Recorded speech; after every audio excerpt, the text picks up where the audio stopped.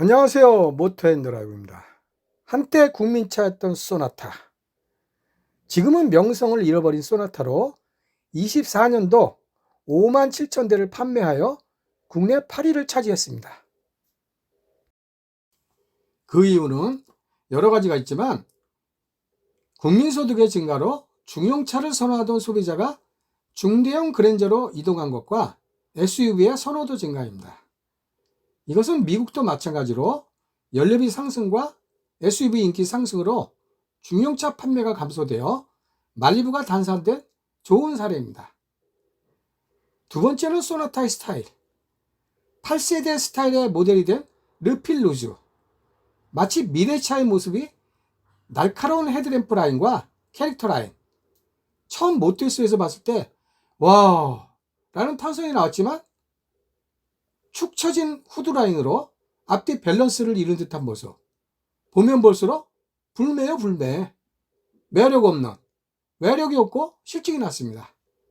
그리고 페이스리프트로 탄생된 개조차 치곤 파격적인 앞뒤가 바뀌어 다소 균형된 모습과 중후한 모습이 보이나 역시 예전의 명성에 걸맞은 영혼은 보이지 않는 듯합니다.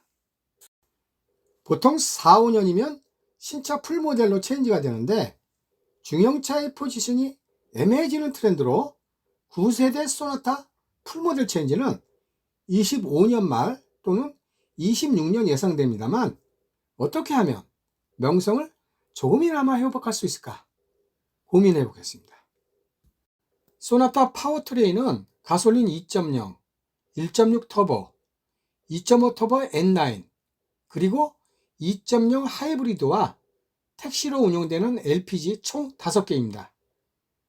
기본적으로 1.6 터보 가솔린 중간 트림 익스클루시브 50대가 가장 많이 구매하는 것으로 나타났습니다만 최근 하이브리드의 증가 추세로 근본 시승은 하이브리드 최상위 트림인 인스퍼레이션을 시승했습니다.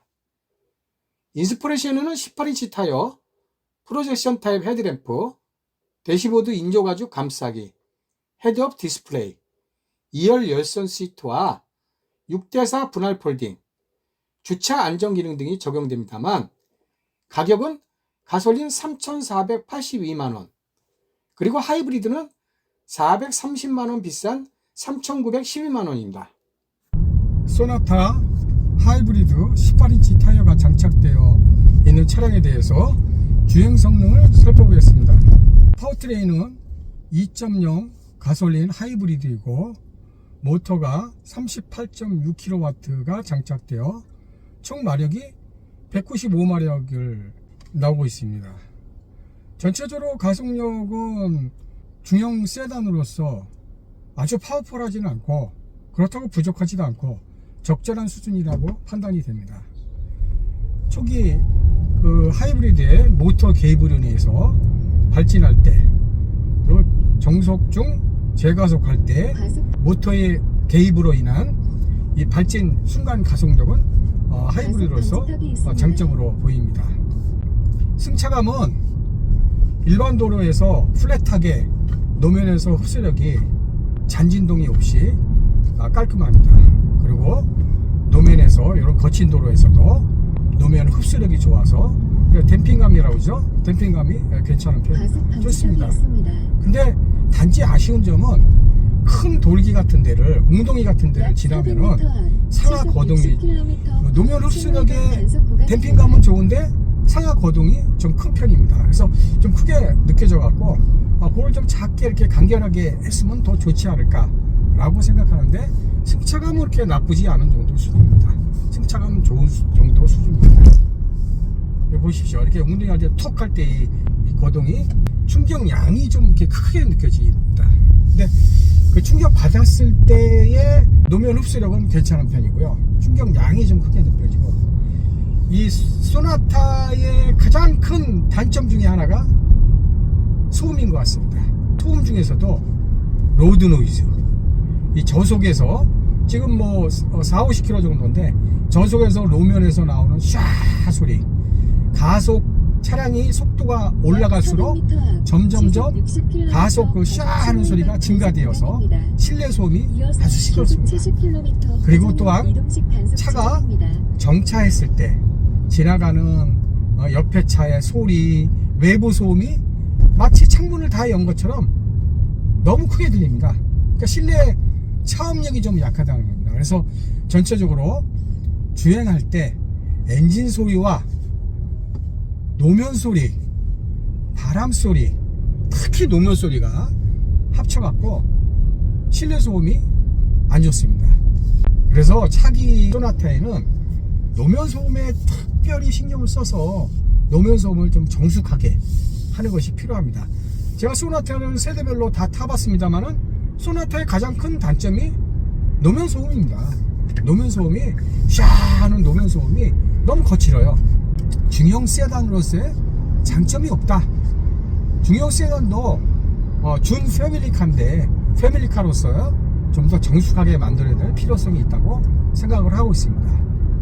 제동 성능은 브레이크 페달이 뻣뻣하지도 않고 그렇다고 물렁물렁하지도 않고 적절한 페달 조작력에 제동을 했을 때 제동력이 원하는 대로 서주는 안전하게 느껴지고 있습니다. 핸들이 365mm 컴팩트하게 되어 있는데 스토링 D컷 약간의 D컷도 아니고 변형된 D컷인데 차라리 D컷보다는 이게 좀 양호한 것 같아요. D컷은 밑에가 쫙 일자로 돼 갖고 회전할 때 약간 부자연스러운데 밑에가 약간 마름모 꼴이라 그럴까 그런 형태라 뭐 전혀 회전하는데 불편함은 없습니다. 그리고 핸들이 365mm로 컴팩트하게 돼서 스포티하게 느껴집니다. 그리고 핸들이 든든하게 느껴지고 저속이나 고속 중에서도 안정감이 있어 보입니다. 그리고 차량 거동도 전체적으로 양호하고 주행할 때 프런트 드라이브하게 느껴지고 있습니다. 또한 정차 중에 공회전수죠. 엥 하는 소리가 지속적으로 들립니다. 맨 처음에는 모터 소리인 줄 알았는데 모터 소리가 아니고 공조에 팬 돌아가는 소리. 오프하면은 조용하고 1단인데도 불구하고 블로우는 2단입니다. 2단인데 엥 하는 소리가 약간의 거슬리는 정도 수준입니다. 일반 고객들은 잘 모를 수도 있겠지만 좀 더 세밀하게 품질을 좋게 하기 위해서는 이런 측면도 개선이 필요하다고 생각이 됩니다. 결론적으로 중형 세단 차량은 2015년 이후 판매량이 점점 감소하고 많은 OEM이 생산 중단하는 추세로 시장이 좁아지고 있죠. 그럼에도 불구하고 캠리와 어코드는 미국에서 약 20만 대 수준을 판매하고 있는데 소나타는 점점 하향 추세가 나타나고 있습니다. 왜죠? 매력이 없기 때문이죠. 스타일도 그렇고 성능의 장점도 없고 그냥 평범해요. 가장 중요한 것은 스타일. 최근 주행 성능은 거의 상향 평준화되고 결국 스타일과 사양, 실내 고급감, 품질감이 신차의 시장 이미지를 좌우하고 있죠. 소나타는 준 패밀리카로서 지나친 미래지향적인 것보다 택시 수요도 고려한 모던하고 중후하며 세련된 외관이 필요하다고 생각됩니다. 경쟁차 토요타 캠리, 혼다 어코드와 비교했을 때 제원 비슷하죠? 파워 연비도 경쟁력에 뒤지지 않아요. 스타일은 어떤가요? 세련미가 뒤지죠? 개인적으로는 차라리 그랜저의 브라더를 느낄 수 있는 스타일도 괜찮아 보입니다. 그리고 캠리, 어코드를 능가하는 컴포트한 성능, 즉 좀 더 안락한 승차감, 실내 정수성 개선이 필요하다고 봅니다.